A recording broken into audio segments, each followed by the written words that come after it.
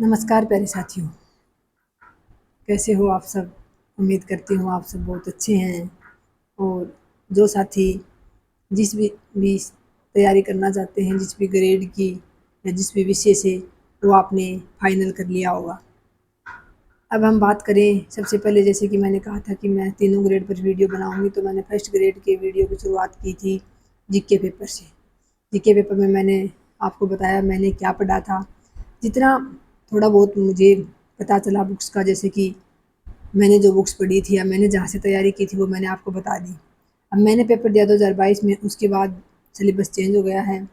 काफ़ी कुछ बदलाव आए हैं, परीक्षा के पैटर्न में भी और सिलेबस में भी बदलाव हुए हैं। सिलेबस हालाँकि हमारे समय में भी बदला था, 40% वाला जो क्राइटेरिया है वो भी हमने एग्ज़ाम दिया 2022 में तभी लगा था। लेकिन उसके बाद से सिलेबस और परीक्षा का पैटर्न दोनों ही और भी चेंज हो गए हैं। इन परीक्षा का पैटर्न तो और ज़्यादा ही कुछ चेंज हो गया है। तो मैंने फर्स्ट पेपर बनाया था, फर्स्ट पेपर पे वीडियो बनाया था, जो आपको ठीक लगा होगा, उम्मीद करती हूँ। आपको ज़रूर थोड़ा बहुत उसमें मदद मिलेगी, सहायता मिलेगी तैयारी के दौरान, इसी उम्मीद के साथ मैंने वो वीडियो बनाया था। अब मैं बात करूँगी फर्स्ट ग्रेड की जो व्याख्याता बनना चाहते हैं हिंदी विषय से, उन साथियों के लिए ये स्पेशल वीडियो है कि वो कैसे व्याख्याता की तैयारी करें। हिंदी विषय से व्याख्याता बनने के लिए, यानी गजेटेड अधिकारी बनने के लिए आपको कैसे तैयारी करनी है। अब 1, 2, तीनों ग्रेड में कॉमन चीज़ देखने को मिलती है, वो है साथियों व्याकरण। जैसे कि 2022 में मैंने जब एग्ज़ाम दिया था, उस समय व्याकरण कम आता था। व्याकरण से लगभग 30 के लगभग क्वेश्चन आते थे। हिंदी साहित्य इतिहास से वहीं 45 से 50, 52 तक भी क्वेश्चन आ जाते थे। हिंदी साहित्य इतिहास से, स्नातक स्तर वाला जो पार्ट है उससे। लेकिन अब पीछे सिलेबस चेंज हुआ, उसमें व्याकरण पूरा का पूरा ऐड कर दिया है। कुछ बिंदु हालाँकि छोड़ रखे हैं, वो आप सिलेबस देखते हो तब आपको पता चलता है। तो आज मैं अलग-अलग 4 पार्ट में सिलेबस डिवाइड किया गया है, मैं चारों पार्ट पर अलग-अलग वीडियो बनाऊँगी साथियों, एक वीडियो लंबा हो जाता है। आज हम सिर्फ फर्स्ट पार्ट की बात करेंगे, व्याकरण में आपके कौन-कौन से टॉपिक हैं, कैसे आपको तैयार करने हैं, कहाँ से करने हैं, ये बात मैं आज करूँगी। और इसके अलावा जैसे कि आपने व्याख्याता बनने की ठान ली है, पीछे आपने व्याख्याता की तैयारी पहले की है, तो आपके पास नोट्स होंगे।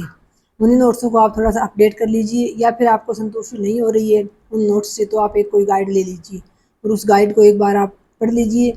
उसके बाद आप लास्ट समय में अपने नोट्स से रिवीजन कीजिए, उस गाइड से रिवीजन कीजिए। सफलता का साथियों एक ही मूल मंत्र है कि पहले आप कॉन्सेप्ट क्लियर करें, आपके सिलेबस को गहराई से पढ़ें, उसके बाद आप उसका रिवीजन करें और फिर लास्ट में आप उसकी प्रैक्टिस भी करें। तभी जाकर साथियों आप सफल हो सकते हैं, क्योंकि आपको पता है प्रतिस्पर्धा बहुत अधिक बढ़ गई है और एक-एक सीट के लिए हज़ारों की तादाद में विद्यार्थी होते हैं, तो वहाँ अपने आप को स्थापित करना इतने विद्यार्थियों के बीच बहुत कठिन काम है। और फिर ऊपर से आप एक मोहर प्राप्त करने जा रहे हो, गजेटेड ऑफिसर बनने जा रहे हो, तो उसके लिए साथियों फिर उतनी ही आपको पता है मेहनत भी करनी पड़ेगी। तो जो भी साथी जिस भी ग्रेड की तैयारी कर रहे हैं, उनसे सबसे पहला निवेदन तो यही है, आप जानते हैं आपने पहले भी तैयारी की है, तो आपके पास सिलेबस होना चाहिए। जिस भी विषय की, आप जिस भी ग्रेड की तैयारी कर रहे हैं, उसका आपके पास पाठ्यक्रम होना चाहिए। जहाँ कहीं भी आपके घर में आपका स्टडी कोना है, जहाँ कहीं भी आप बैठ के पढ़ते हैं, आपकी कोई निश्चित जगह होगी, ऐसा मैं मानती हूँ, क्योंकि आपकी बुक्स रखने की आपके पास कुर्सी टेबल है, नहीं है कोई बात नहीं, नीचे दरी लगा लो, कट्टा लगा लो, जो भी जैसी भी आपके पास परिस्थितियाँ हैं उसके अकॉर्डिंग आपको तैयारी करनी है। ज़रूरी नहीं कि लाइब्रेरी जाने वाला विद्यार्थी या फिर कोचिंग जाने वाला विद्यार्थी ही सफल होता है। सफलता के पीछे बहुत सारी चीज़ें काम करती हैं साथियों, वो अक्सर हम वीडियो में बताते रहते हैं, लेकिन आपका एक कोना तो आपके घर में होना ही चाहिए, जहाँ आपका सिर्फ़ आपकी किताबें हों और आप हों। उस कोने में प्रवेश करने के साथ ही आपको सारी दुनियादारी, सारा परिवार, रिश्तेदार, पड़ोसी सब कुछ पीछे छोड़कर उस कोने में आपको जाना होता है।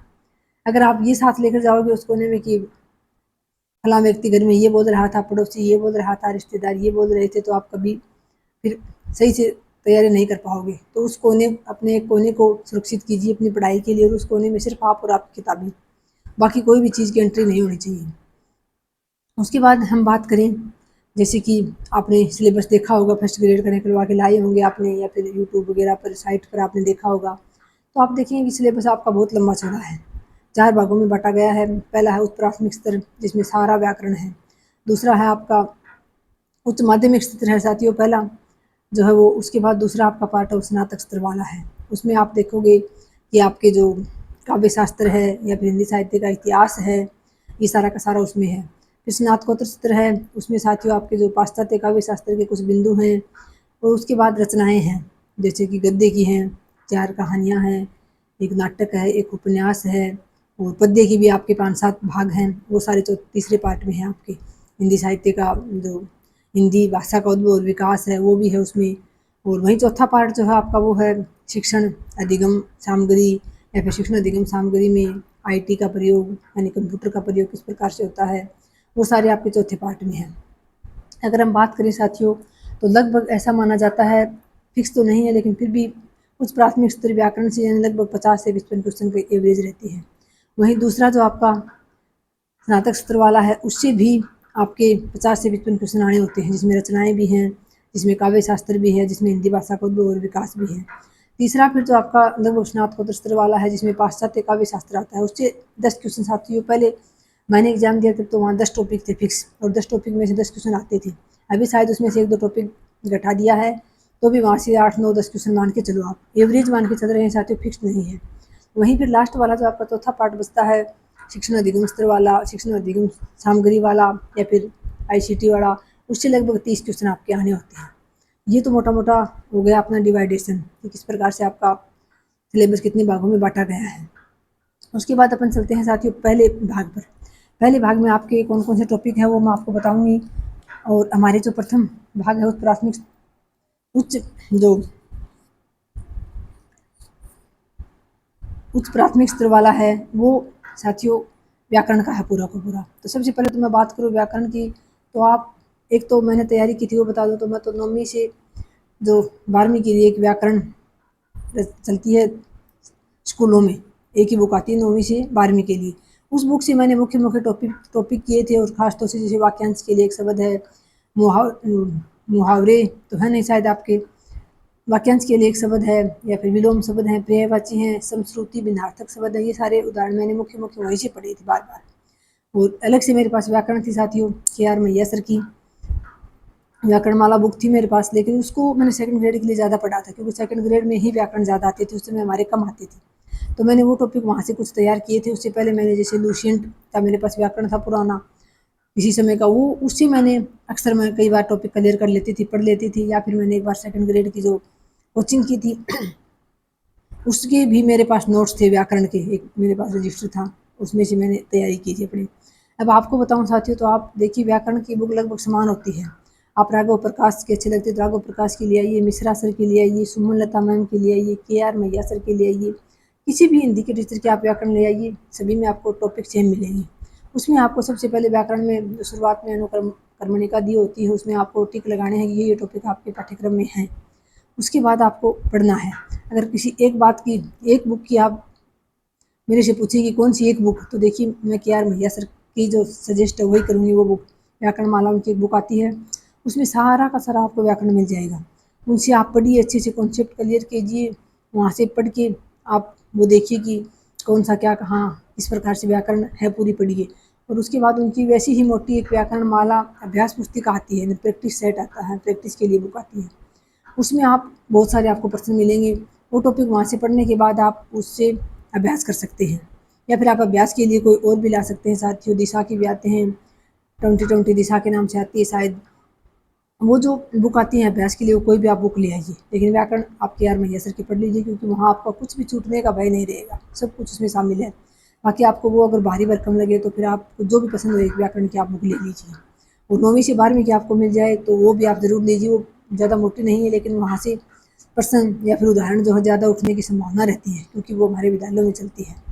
तो ये तो आपको बता दिया कि कहाँ से पढ़ना है, मैंने कहाँ से पढ़ा था। आपको कहीं भी इधर उधर झाँकने की ज़रूरत नहीं है। अगर आपने ये सोच लिया है कि मुझे एक कोर्स लेना है किसी का, आप बिल्कुल ही नए हैं या इस बार ही आप व्याख्याता की तैयारी कर रहे हैं, तो व्याकरण आपकी तैयार है, आपने पहले से सेकंड ग्रेड में तैयार की है, थर्ड ग्रेड में की है, तो आप जो बाकी स्तर बचता है हिंदी साहित्य इतिहास जैसे सेकंड ग्रेड में भी आता है, लगभग अब समान से हो गए हैं, इतना ही सेकंड ग्रेड में आता है, इतना ही फर्स्ट ग्रेड में, वहाँ उसकी भी आपके नोट्स हैं। तो आप कोई एक किसी का कोर्स ले लीजिए, कोर्स तो आपको पूरा ही मिलेगा, लेकिन आप व्याकरण को और हिंदी साहित्य इतिहास को स्किप कर दीजिए। और जो बाकी के जो पार्ट हैं ऊपर वाले गद्य पद्य की नई रचनाएं हैं, काव्य शास्त्र है, स्नातकोत्तर स्तर के बिंदु हैं, उनको आप पढ़ लीजिए। वहाँ से आप पढ़िए, अपने अच्छे से शॉर्ट सुंदर स्वीट नोट्स बनाइए। अगर आप पहली बार तैयारी कर रहे हैं तो पहले किए हैं तो आपके पास नोट्स होंगे, तो वहाँ आप शानदार से अपने नोट्स तैयार कीजिए, बहुत ही अच्छे अच्छे सुंदर सुंदर लिखिए उनको, और आप देखेंगे कि आपकी तैयारी में वो नोट्स आपके चार चांद लगाएंगे। बाकी आप भले फर्स्ट रैंक करके टॉपर से किसी के भी नोट्स ले आइए, दूसरे के नोट्स उतने कारगर नहीं होते जितने अपने खुद के बनाए होते हैं, तो नोट्स खुद के बनाइए। उसके बाद अगर हम टॉपिकों की बात करें तो साथियों पहला टॉपिक है हमारा वर्ण व्यवस्था, जिसमें जो स्वर और व्यंजन है उनका वर्गीकरण दिया गया है, और कोश क्रम यानी किस शब्द किस क्रम में आता है, जो अब हमारा शब्द कोश होता है उसमें वो कोश क्रम आता है। फिर हमारा अगला जो दूसरा बिंदु होता है वो शब्द वर्गीकरण का होता है, उसमें आपको तत्सम तद्भव और विदेशी 3 शब्द हैं, ध्यान रखना है। हम शब्दों को 4 भागों में बांटते हैं, वैसे 5 में भी बांट लेते हैं, एक संकर शब्द भी आते हैं, लेकिन यहाँ आपको तत्सम यानी उसके समान संस्कृत के शब्द, तद्भव यानी जो संस्कृत से परिवर्तित होकर हिंदी में आए हैं वो, और विदेशी शब्द जैसे हमारी हिंदी भाषा में जो कुछ पुर्तगाली के, कुछ उर्दू के, जो विदेशी भाषाओं के जो शब्द प्रयोग में लिए जाते हैं वो, तो यहाँ ना तो आपको संकर शब्द पढ़ने हैं और ना ही देशज शब्द पढ़ने हैं, यानी जो आपको टॉपिक दिए गए हैं उन्हीं के अकॉर्डिंग आपको तैयारी करनी है साथियों, वही स्मार्ट स्टडी होती है, बाकी आपको सारा नहीं लेके चलना है। उसके बाद तीसरा आपका बिंदु आता है शब्द वर्गीकरण का ही दोबारा, उसमें आपको व्याकरण के आधार पर शब्द वर्गीकरण पढ़ने हैं, संज्ञा सर्वनाम विशेषण क्रिया यानी जो विकारी शब्द होते हैं उनके चारों भेद पढ़ने हैं आपको। फिर इन चारों भेद भी पढ़ने हैं, इनके उपभेद भी पढ़ने हैं, इनको अच्छे से क्लियर करना है। उसके बाद आपका जो अविकारी शब्द आते हैं जिसमें समुच्चय बोधक होता है, संबंध बोधक होता है, विस्मयादि बोधक होता है और क्रिया विशेषण होता है, उसमें आपको सिर्फ क्रिया विशेषण पढ़ना है और उसके भेद पढ़ने हैं, बाकी 3 नहीं पढ़ने आपको, विस्मयादि बोधक, संबंध बोधक, समुच्चय बोधक, वो 3 नहीं पढ़ने अविकारी शब्दों में। उसके बाद व्याकरणिक कोटियों में आते हैं आपके लिंग, वचन, कारक और काल, 4 बिंदु ये आपको अच्छे से तैयार करने हैं। उसके बाद शब्द रचना में आपका है संधि, स्वर, संधि है तो संधि में आपको स्वर और व्यंजन संधि 2 इनाम दिए गए हैं साथियों, आपको जो विसर्ग संधि है उसको नहीं पढ़ना है, आपको टॉपिक के अकॉर्डिंग ही पढ़ना है, स्वर व्यंजन संधि और उसके भेद। उसके बाद समास व उसके भेद, उपसर्ग और प्रत्यय और प्रत्यय के भेद, उपसर्ग के आपके भेद नहीं लिखे गए हैं पाठ्यक्रम में, प्रत्यय और प्रत्यय के भेद हैं, समास के भेद हैं, उपसर्ग आपके खाली नाम दिया गया तो आपको उसकी परिभाषा और उसके भेदों के नाम आपको थोड़े से ध्यान में रखने हैं, लेकिन ज़्यादा गहराई में नहीं जाना। उसके बाद आपके शब्द ज्ञान है तो शब्द ज्ञान में पर्यायवाची हैं, विलोम शब्द हैं, अनेकार्थी हैं, समश्रुत भिन्नार्थक शब्द हैं और वाक्यांश के लिए एक शब्द है। अनेकार्थी तो आप जानते हो साथियों, जैसे कि एक शब्द के अनेक अर्थ होते हैं, जैसे कर होता है तो उसका अर्थ भी होता है, और जो कर लगता है एक वो, यानी एक शब्द के कई अर्थ होते हैं, वो होते हैं अनेकार्थी। और समश्रुत भिन्नार्थक शब्द वो होते हैं साथियों जो सुनने में तो एक जैसे लगते हैं, समश्रुत यानी सुनने में समान लगते हैं लेकिन भिन्नार्थक यानी उनका अर्थ भिन्न होता है, वो शब्द होते हैं। और वाक्यांश के लिए एक शब्द तो आपको पता ही है, तो ये आपके पर्यायवाची, विलोम, अनेकार्थी और समश्रुत, भिन्नार्थक और वाक्यांश के लिए एक शब्द, ये आपके 5 जो हैं वो बिंदु हैं यहाँ। उसके बाद आपके आती है वाक्य रचना, तो वाक्य में आपको वाक्य के अंग और वाक्य के भेद पढ़ने हैं अच्छे से। और फिर आपके आता है साथियों शब्द शुद्धिकरण और वाक्य शुद्धिकरण, तो आपको शब्दों का भी खास तौर से मुख्य मुख्य शब्द आते हैं उनका, आप ये सोचो कि इनके कोई ऐसा नियम होता है या कुछ ऐसा होता है कि मैं रट लूँ, तो ऐसा नहीं होता है, आपको शब्द शुद्धि में बार बार अभ्यास करना होगा, और वाक्य शुद्धि में भी ऐसे ही आपको बार बार अभ्यास करना है कि वाक्य में कहाँ क्या गलती है, किस क्रम में गलती है, कोई अतिरिक्त शब्द जोड़ा गया है या कोई टर्म दिया गया है, यानी आपको उस टॉपिक को अच्छे से कॉन्सेप्ट क्लियर करना है साथियों प्रत्येक टॉपिक का, और उसके बाद जो है आपको अभ्यास करना है। व्याकरण की सबसे बड़ी खासियत यही है कि आपका जितना ज़्यादा आप इसका अभ्यास करोगे उतनी ही आप इसमें पारंगत होगे, उतना ही आपके प्रश्न सही होने की चांस रहेंगे। तो ईमानदारी से अगर आप मेहनत करेंगे, ये आज हमने पहला पार्ट जो है आपका 4 पार्टों में सिलेबस डिवाइड है, मैंने आज पहले पार्ट की बात की है साथियों, दूसरे पार्ट के लिए अलग से वीडियो बनाऊंगी, चारों के लिए अलग अलग वीडियो बनाएंगे क्योंकि यही वीडियो लंबा हो गया है साथियों, 15 मिनट का हो जाएगा। तो आप पहले अच्छे से, कोई भी ये ज़रूरी नहीं है कि आप किसी एक के बंद हो, लेकिन आपके पास बहुत सारे सामग्री नहीं होनी चाहिए साथियों, फिर आप भटक जाते हो। कोई भी एक सामग्री लीजिए, कोई भी एक जो है किताब व्याकरण की लेके आइए और उसमें से अच्छे से पढ़िए, अपने कॉन्सेप्ट क्लियर कीजिए, गहराई से पढ़िए और अभी से शुरुआत कर दीजिए। मेरा तो यही कहना है कि अभी जितनी जल्दी आप शुरुआत कर देंगे उतना ही आपके लिए आगे चलकर वो सफलता के लिए बहुत अच्छा साबित होगा। तो आपको बहुत अच्छी मनोस्थिति के साथ तैयारी शुरू करनी है, सकारात्मक रहकर तैयारी करनी है साथियों, आपके सामने बहुत सुनहरा मौका है, इस मौके को आपको अच्छे से बुलाना है। तो ईमानदारी के साथ तैयारी कीजिए साथियों। वीडियो देखने के लिए आपका बहुत बहुत आभार। नमस्कार। जय श्री राम।